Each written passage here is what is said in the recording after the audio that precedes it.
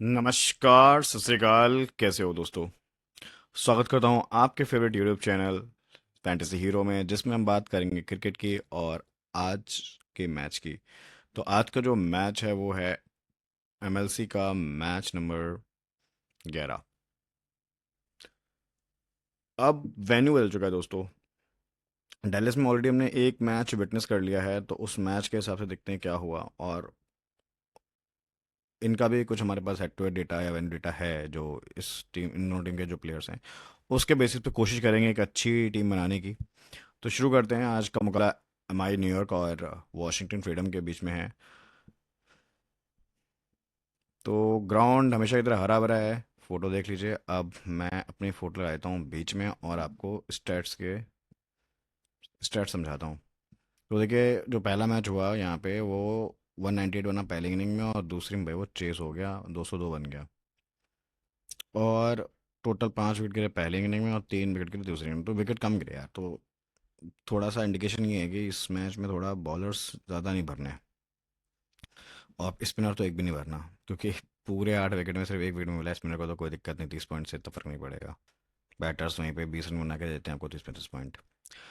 इस वेन्यू पे न्यूयॉर्क ने 11 में से 6 मैच जीते हैं, 55% उनका विनिंग रेशियो है। और वॉशिंगटन फ्रीडम ने 9 में से 6 जीते हैं, 67। तो थोड़ा सा फ्रीडम के फेवर में ये जाता हुआ आपको दिख सकता है ग्राउंड स्टेट्स। और एक ही मैच हुआ, वो चेस हुआ। ये दोनों टीमें अब तक 2 बार ही भिड़ चुकी हैं, जिसमें दोनों ही वॉशिंगटन फ्रीडम उठा के ले गई है मैच। तो एमआई हेड टू हेड में भी नहीं जीती है और इस वेन्यू भी कम मुकाबले जीती है। तो थोड़ा सा मैं बोलूँगा कि फ्रीडम का पलड़ा भारी रहेगा। दोस्तों, ये ईवी टेबल है। ये ईवी टेबल जनरेट होती है हमारे इन हाउस डेवलप किए हुए एआई टूल की मदद से। तो पहले तो थोड़ा प्लेइंग इलेवन समझ लेते हैं कि एमआई की साइड से अब ओपन कर रहे हैं मुनांग पटेल। पहले वन डाउन आ रहे थे, बट अब पिछले मैच से इन्होंने ओपन किया डिकॉक के साथ। वन डाउन है ब्रेसवेल। उसके बाद Nicholas Pooran, Pollard, Heath Richards, Tajinder Singh, Sunny Patel, Trent Boult, Naveen Ullah, Ehsan Adil. इसमें तजिंदर का कोई रोल क्लियर है नहीं यार, बॉलिंग से कुछ करेंगे नहीं। इन्होंने फील्डिंग भी बहुत गंदी करी थी, जो कैच आया था इनके पास वो भी इन्होंने छोड़ दिया था। तो हो सकता है इनकी जगह कोई और आपको प्लेयर दिखता हुआ खेलता हुआ दिखे। बाकी मोस्ट लाइकली टीम यही रहेगी। वॉशिंगटन की साइड से ओवेन और रचिन रविंद्र कर रहे हैं ओपन। अब वन डाउन गोस आने लगे हैं, जो कि पहले वन डाउन एडवर्ड आए थे। एडवर्ड का बैटिंग ऑर्डर काफ़ी नीचे हो गया। ग्लेन मैक्सवेल आएंगे चौथे पे, फिर 5वें पे मार्क चैपमैन। इसके चलते जैक एडवर्ड्स को डिमोट करके सिर्फ अब एज अ बॉलिंग ऑलराउंडर खेलना पड़ रहा है। उसके बाद आएंगे पीनार, और उसके बाद मार्काडेर भी आ चुके हैं, इयान ऑलैंड या यासिर मोहम्मद और सौरभ नेत्रवालकर। तो आप देखोगे तो बॉलिंग इनकी जो है वो थोड़ी ज़्यादा मुझे बेटर लग रही है। और सारे बॉलर्स फॉर्म में हैं, इवन जो ऑलराउंडर जैक एडवर्ड्स हैं वो भी काफ़ी अच्छी बॉलिंग डाल रहे हैं। अब थोड़ा एक बार ये समझ लेते हैं कि कितने फैंटेसी पॉइंट किसको मिल सकते हैं। सबसे ज़्यादा अच्छे पॉइंट यार यहाँ से 76 या इससे ऊपर पॉइंट मिलने की उम्मीद है माइकल ब्रेसवेल को, क्योंकि यार अब वन डाउन बैटिंग करेगा और 4 ओवर पर डाल देगा। और इन्होंने अपने लास्ट मैच में तो सारे स्पेल जो है ना वो पावर प्ले में ख़त्म कर दिया था, बैक टू बैक ओवर डाल दिए थे। तो कहीं ना कहीं इनका योगदान रहेगा अर्ली विकेट के लिए और फिर रन्स बनाने के लिए भी। बैटिंग भी अच्छी करते हैं। सेम भी तो माइकल ओवन, दोनों ये भी ओपन कर रहे हैं, प्लस पूरे 3-4 ओवर डाल रहे हैं। बैट बॉलिंग भी अच्छी कर रहे हैं इनफैक्ट, है ना, अकेले बैटिंग ही नहीं। और बैटिंग भी जितना भी खेलते हैं भाई, एकदम चौके छक्के से नीचे डीलिंग करते हैं। तो ये दोनों बहुत अच्छे प्लेयर्स हो सकते हैं आज के सीबीसी के ऑप्शन भी। उसके बाद रचन रविंद्र, गॉस, ये सब भी अच्छा कर सकते हैं, बिकॉज गॉस का हेड टू हेड रिकॉर्ड भी ठीक ठाक है। एक हाफ सेंचुरी मारी है। दूसरा, ये इस ग्राउंड पे भी अच्छा खेले हैं। तो डैलस और ऑकलैंड में अंतर यह है कि डैलस का थोड़ी बाउंड्री लंबी है, लेकिन फिर भी बैटिंग फ्रेंडली पिच है। जैक एडवर्ड्स का मोस्टली बॉलिंग से योगदान आएगा, बैटिंग से थोड़ा कम, क्योंकि बैटिंग बहुत नीचे है। तो यहाँ से हमारा शुरू होता है सिलेक्शन प्रोसीजर, भाई कौन से प्लेयर लेने हैं कौन से छोड़ने हैं। तो देखिए, जो हम पहले शॉर्टलिस्ट बनाते हैं फॉर्म की, हेड टू हेड की, वेन्यू की और सेंटीमेंट्स की, उसमें देखिए 2 प्लेयर शॉर्टलिस्ट हुए हैं। डिकॉक हुए हैं न्यूयॉर्क से, और ग्लेन मैक्सवेल हुए हैं वॉशिंगटन फ्रीडम से। तो इन दोनों को ही ले जाना है। और सीबीसी की भी आप ट्राई कर सकते हो, बट थोड़ा ऑलराउंडर वैल्यू जिसके ज़्यादा ज़्यादा है वहाँ पे मैं फोकस करना चाह रहा हूँ।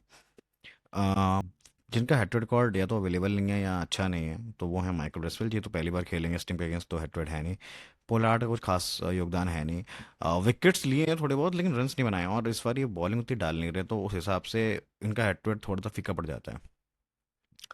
सचिन रविंद्र का हेड टू हेड अच्छा है, वेन्यू रिकॉर्ड इतना अच्छा नहीं है। इन्होंने 31 मारा था आई गेस, एक मात्र जो मैच खेला था हेड टू हेड में। बाकी सेंटिमेंट्स और फॉर्म ठीक है इनका। अब ये जो बंदा है निकोलस पुरन, इसका फॉर्म बहुत गंदा चल रहा है यार। लगातार 3 मैचेस में सिंगल डिजिट स्कोर मारे हैं मतलब। तो ये बहुत ही अनलाइकली पूरन है, बट ठीक है। हेड टू हेड भी इनका ठीक है। वेन्यू भी अच्छा किया था लास्ट में सीजन में। तो फिर से मौका देंगे टीम में तो एटलीस्ट, बट सीबीसी की अब थोड़ी सी जो प्रोबेबिलिटी है वो डिक्रीज हो जाती है, क्योंकि अब बहुत ही मिस हो रहे हैं, मतलब हिट की जगह मिस हो रहे हैं। तो ये थोड़ा सा इनके साथ चल रहा है। उसके बाद बात करते हैं जिसका वेन्यू और सेंटीमेंट अच्छा है, वो है ट्रेंट वोल्ट। ट्रेंट वोल्ट ने इस वेन्यू पे काफ़ी अच्छे विकेट निकाले हैं। ऑल्दो अभी अपने नाम के हिसाब से उतना अच्छा परफॉर्म नहीं किया है, एक से ज़्यादा विकेट नहीं निकाला है किसी मैच में, और एक मैच में तो विकेट लेस गए थे, बट फिर भी आप इंटरनेशनल बॉलर को प्रेफर करोगे और इतने एक्सपीरियंस्ड कैंपेनर को प्रेफर करोगे जो देश के लगभग हर लीग खेलते हैं और एमएलसी भी खेल रहे हैं, तो लेना बनता है। CBC again risky choice in any case. Netravalkar ये हिडन जेम हो सकता है भाई, परसेंटेज अभी डिक्रीज है। फॉर्म थोड़ा सा मैं बोलूँगा उतना अप टू द मार्क नहीं है, लेकिन हेड टू हेड वेन्यू पे अच्छा किया है। और सामने वाली टीम का जो टॉप ऑर्डर है वो थोड़ा सा शेकी हो सकता है आज, तो नेत्रवलकर को विकेट मिल सकते हैं। तो इनका वो ये कि नेत्रवलकर वर्सेस मोनांग पटेल ले सकते हो, कि मोनांग पटेल का हेड टू हेड बहुत बेकार है, 2 बार ही मौका मिला, सिंगल डिजिट में आउट हुए हैं। और डैलस भी कुछ खास अच्छा नहीं किया है, तो उसके चलते का नेत्रवालकर उनको आउट कर गए। तो नेत्रवालकर आपको अच्छा पॉइंट दे जाएंगे, और नेत्रवालकर फ्लॉप हुए तो मोनांग पटेल से दे जाएंगे। तो ये बहुत ही आपके पास एक ट्रेड ऑफ है। आप जिसकी फेवर में सोच रहे हो उसके फेवर में आप ये ले जाना, तो मतलब नेत्रवालकर और मोनांग को कोई साथ नहीं लेना, दोनों में से कोई एक लेके जाना। अब बात करते हैं जिसका फॉर्म भी अच्छा है, सेंटीमेंट्स भी अच्छा है, तो वो है मोनांग पटेल। फॉर्म बहुत अच्छा है नो डाउट, और ओपन कर रहे हैं तो और ज़्यादा उम्मीदें हैं। Mitch Owen, Jack Edwards, Naveen ulHaq. Naveen Ullah का भी यार head to head form, head to head venue बहुत अच्छा नहीं है, एक भी विकेट नहीं निकाला है। जैक एडवर्ड का भी वेन्यू पे रिकॉर्ड अच्छा नहीं है। मिच ओवन पहली बार खेलेंगे हेड टू हेड वेन्यू, और इनका तो मैंने बात कर लिया कि इन दोनों में से कोई भी अच्छा नहीं है। बट फिर भी सेंटिमेंट्स वैल्यू इन चारों प्लेयर के साथ बहुत ज़्यादा है, तो लोग लेके आएंगे। तो इसमें से मैं बोलूँगा कि आप किसी को ड्रॉप करने का रिस्क ले रहे हो तो सिर्फ एक प्लेयर पे लेना, सब पे नहीं, या मैक्स 2 पे ले लेना। तो हमने बात कर ली है 2, 4, 6, 10, 12 प्लेयर हमने शॉर्टलिस्ट कर लिए। इसमें से आप कम से कम 9 प्लेयर आराम से ले सकते हो, क्योंकि वो आपको एक बैलेंस टीम कॉम्बिनेशन बनाएंगे और आप जीत सकते हो उससे। तो मैंने जो ईवी टेबल है या जो शॉर्ट लिस्ट है, उन दोनों को मर्ज करके जो टीम बनाई है वो टीम कुछ इस प्रकार से दिख रही है। सबसे पहले बात करें कीपिंग सेक्शन की, डिकॉक, पूरन सभी ले जाएंगे यार, हमें भी ले जाना चाहिए। लोग पूरन को ड्रॉप करने का रिस्क लेंगे, बट मुझे लगता है फिर भी एक मौका और दे सकते हो आप, क्योंकि जैसे देखिए लगातार 2-3 मैचेस से फाफ जो प्लेसिस फ्लॉप हुए हो रहे थे, बट उन्होंने लास्ट मैच में सेंचुरी मार दी। तो ऐसा कुछ पूरन भी कर सकते हैं, प्लेयर में दम है और टैलेंट है, इस जस्ट कि वो क्लिक नहीं किया है इस टूर्नामेंट अब तक, बट कर सकता है any day any time. Goals जो अब वन डाउन आ रहे हैं, और प्लस इनका head to head venue better है रादर देन मोनांग पटेल, इसलिए मैं गौस को लेके जा रहा हूँ। ठीक है। और मैंने नेत्रवाल कर लिया, इसलिए फिर मैंने यहाँ पे मोनांक नहीं लिया, तो ये मेरा ट्रेड ऑफ है। ये मुझे फायरबैक भी कर सकता है, और ये मुझे एक तरफा बढ़त भी दिला सकता है, दोनों ऑप्शन है। बैटिंग में फिर मैंने पोलार्ड लिया है, और मैं मैक्सवेल लिया है। मैक्सवेल को तो ले जाना बनता है, लास्ट मैच में सेंचुरी मार के आ रहे हैं। बॉलिंग शायद नहीं डाल रहे हैं उतनी, बट फिर भी कभी भी डाल सकते हैं, कैप्टन तो वहीं। अब देखिए पोलार्ड में क्यों ले जा रहा हूँ, पोलार्ड में ले जाता हूँ क्योंकि मैं मोनांक नहीं ले जा रहा हूँ, तो पोलार्ड वर्सेस मोनांक आपके पास एक ट्रेड ऑफ है। हालांकि मैंने नेत्रवालकर के बदले रखा है उनको, ट्रेड ऑफ लिया है, क्योंकि बॉलिंग और बैटिंग का जो है। बट अब चूंकि मैं अगर मोनांक को फ्लॉप समझ रहा हूँ, तो फिर ऑब्वियस बात है नीचे फिर कोई तो आएगा पारी संभालने, वो है पोलार्ड। तो मैंने यहाँ पे 4 बैटिंग ऑप्शन ले लिए हैं। ठीक है, MI न्यूयॉर्क से। अब यहाँ से मेरे पास 1, 2, 3, 4, 4 ऑप्शन मेरे पास बैटिंग के यहाँ पे होगा, ये तो थोड़ा नीचे आते हैं। और एक बेहतरीन बॉलर और एक इधर से जो मेन बॉलर है वो ले लिया। तो ये कुछ बैलेंस टीम मुझे लग रही है, दोनों साइड से कोई भी जीते कोई भी हारे, लेकिन मुझे लगता है कि ये सारे प्लेयर क्लिक करने चाहिए आज के मैच में। ठीक है, तो ट्रेड ऑफ मैंने आपको बता दिए हैं। मोनांक वर्सेस पोलार्ड हो जाएगा अगर आप नेतृत्व को भी लेके जा रहे हो, और नहीं तो अगर आप मोनांक भी लेना चाह रहे हो तो फिर पोल्ट को हटा दो और नेत्र वलकर को हटा दो, फिर आप एक और एक्स्ट्रा बॉलर ले लो।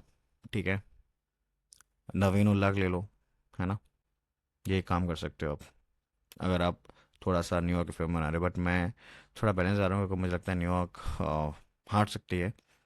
और फ्रीडम का स्क्वाड थोड़ा ज़्यादा मुझे बैलेंस लग रहा है।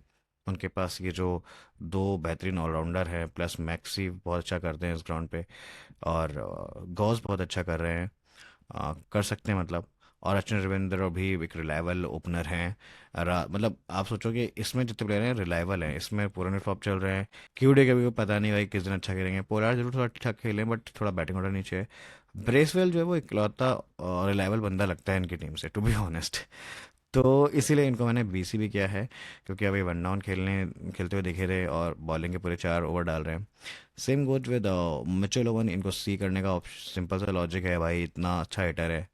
आई वुड से इस पूरे 22 में से भी सबसे बेस्ट हिटिंग इन्होंने की है, या मैक्सवेल ने की है। तो इनको सी भी करना ज़रूरी है, बिकॉज ये बॉलिंग से भी पूरे 3-4 ओवर का कोटा देंगे, और विकेट ले रहे हैं लगातार इस टूर्नामेंट में। और आज के मैच में विकेट निकाल सकते हैं बिकॉज देखिए ग्राउंड थोड़ा बड़ा है। लेकिन इसीलिए मैं ज़्यादा बॉलर नहीं भर रहा हूँ बिकॉज यहाँ पे विकेट्स कम गिरे थे। तो नवीन उल्ला के उन्होंने लास्ट मैच में 2 विकेट निकाले हैं इसी ग्राउंड पे, लेकिन बहुत पिटे हैं। तो बॉलिंग फर्स्ट में आप उनको कंसिडर कर लीजिएगा, बिकॉज यार डेथ में बॉल विकेट मिल जाते हैं कभी कभार ना। बैटर मारने चक्कर में कैच आउट हो जाता है, या कभी कभी क्लीन बोल्ड हो जाता है गलत शॉट के चक्कर में। तो इसलिए नवीन उल्लाह लेना है तो भाई फर्स्ट इनिंग में बैक करो। उसको लेना है तो फिर आपको पोलार्ड की बलि चढ़ानी पड़ेगी, है ना, या गॉस की चढ़ा दो, बिकॉज गॉस का परसेंटेज सिर्फ 19 है। तो गॉस मेरे एक डिफरेंशियल पंट है, ये चल गए तो ये मुझे एक तरफा जिता देंगे, और ये नहीं चले तो फिर एक तरफ हरा देंगे। पर बॉलिंग फर्स्ट अगर एमआई की होती है तो फिर मुझे शायद नवीन लेना पड़ेगा, और उस केस में मोस्ट लाइकली मैं पोलार्ड को ड्रॉप कर सकता हूँ। तो ये मेरे कुछ कॉम्बिनेशन है टीम को लेके और कंडीशन या टॉस को लेके। आई होप आपको सारे क्लियर हो गए होंगे। फिर भी फाइनल टीम मैं पूरा ट्राई करूँगा आपको टेलीग्राम पे देने की, तो टेलीग्राम ज्वाइन कर लीजिएगा। यूजली मैंने अभी तक सारे मैच की टीम दी है।